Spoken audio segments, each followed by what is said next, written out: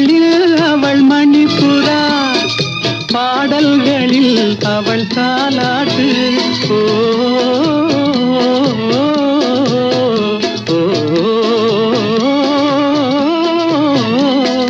பறவைகளில் அவள் மணிப்புறா, பாடல்களில் அவள் தாலாட்டு.